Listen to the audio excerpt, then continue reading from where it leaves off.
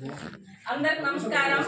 ఈ రోజు మన శ్రద్ధ ఆశ్రయ మందిరానికి మహేష్ బాబు గారు ఆ సార్ పుట్టినరోజు సందర్భంగా మీకు అందరికీ మంచి భోజనం పెట్టమని చెప్పారు. చికెను, పెరుగు, స్వీటు, రసము అన్నీ ఇమ్మని మీకు చెప్పారు. సార్ కూడా దుప్పట్లు కూడా తీసుకొచ్చారు మీకోసం. సార్ మళ్ళీ కేక్ కూడా మీకోసం తీసుకొచ్చారు. మీరందరూ ఒక్కసారి సార్కి థ్యాంక్స్ చెప్పండి. ప్రతి ఒక్కరు సార్కి మనం రుణపడి ఉన్నాము.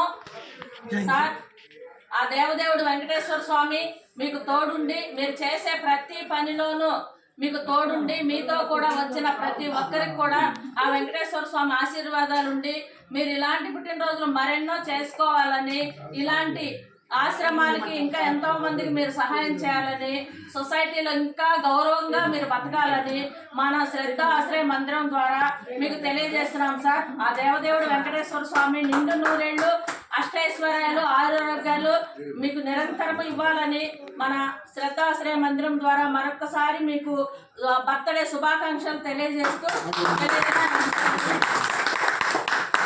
Thank you sir. మీరు ఇంత దూరం వచ్చి మా కోసం ఇంత చేస్తున్నందుకు మీకు ఎప్పటికీ మేము రుణపడి ఉంటామని మరొకసారి తెలియజేస్తున్నాం సార్. Thank you sir. ఇక్కడ ఎలా ఉంది అనేది మీరు కూడా చెప్పండి సార్ కొంచెం.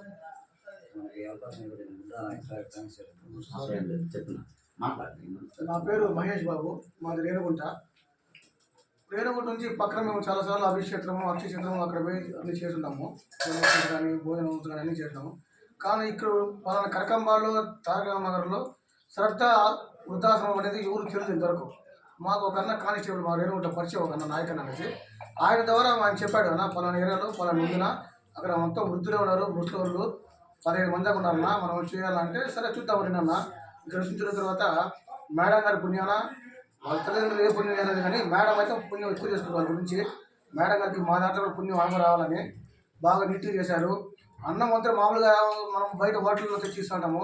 మేడం గారు వద్దు సార్, అది ఏదో మాకే ఇవ్వండి, మేమే మంచి రైసు మేమే చేస్తున్నారు. చూశాను నేను, రైస్ బాగుంది, సాంబార్ బాగుంది, రసం బాగా చేశారు.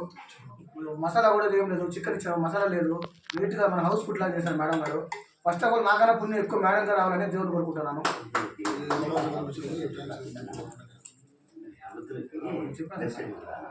మేడం చెప్పారు, మనం చెప్పకూడదు.